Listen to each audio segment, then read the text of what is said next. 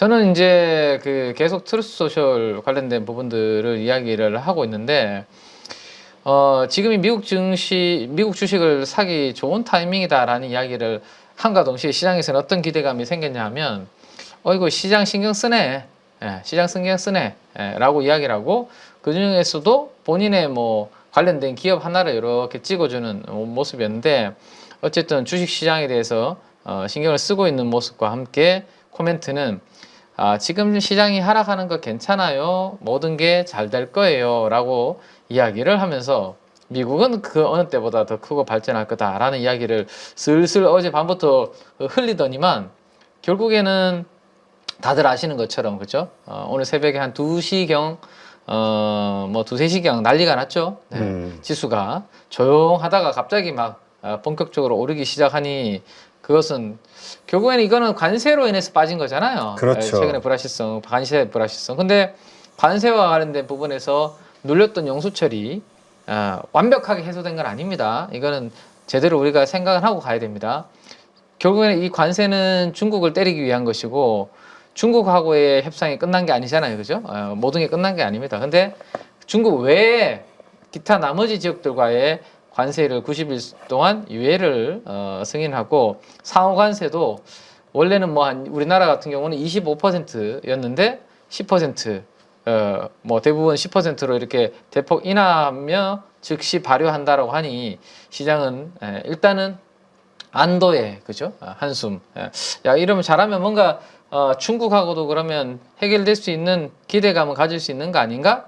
뭐 이런 부분들에 대한 부분들이 오늘 새벽에 이 나스닥을 이렇게 순식간에 만들어내는 그러한 모습이었습니다. 그리고 본인은 한마디를 딱 올립니다. Congratulation이라고. 네.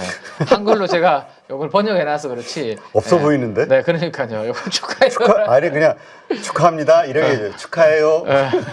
뭐 구글이 번역을 이렇게 하니까 그냥 그대로 번역본을 가져갔는데. Congratulation을 구글로 번역하셨어요? 아이고 우리 키맨이 또 많이 떨어졌네. 혹시나 실수할까봐.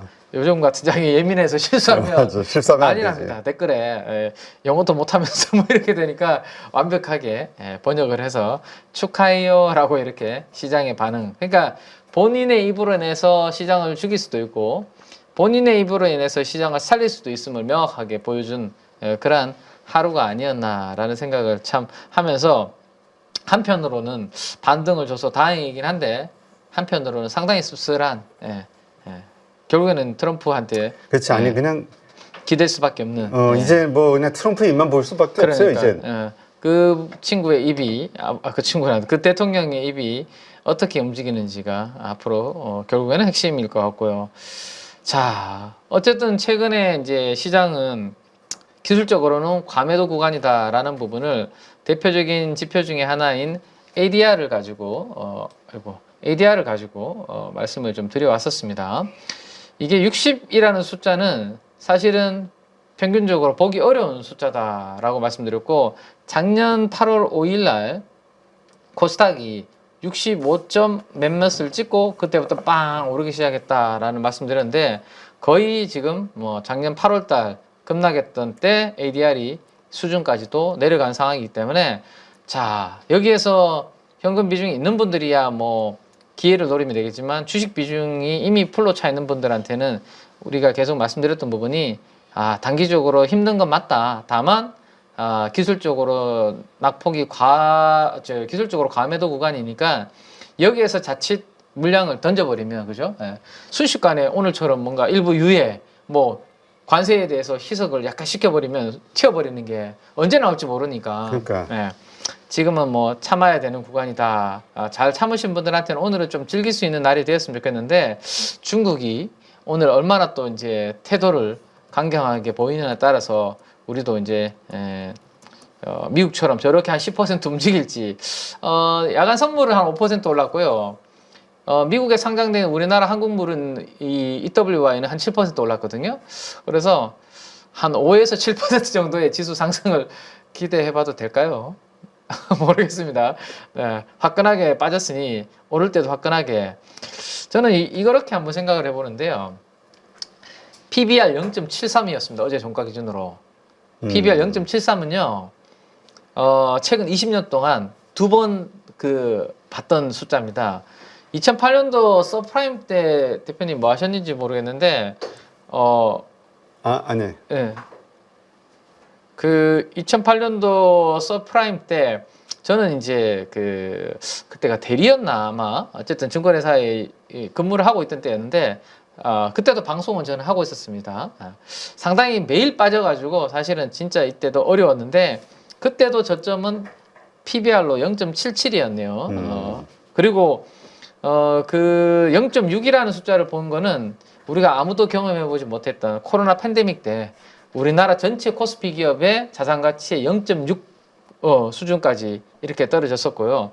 그 외에는 최근에 제가 말씀드렸던 부분이 대부분 PBR 0.8배 정도 전후가 우리나라 증시의 20년도 이후에는 전후로는 바닥이었다라는 것을 말씀을 드렸는데 이번에는 훨씬 더 심각하게 떨어졌죠. 그래서 이게 막 0.9배, 1배까지 이렇게 가는 흐름을 기대하기는 지금은 어렵고요. 왜?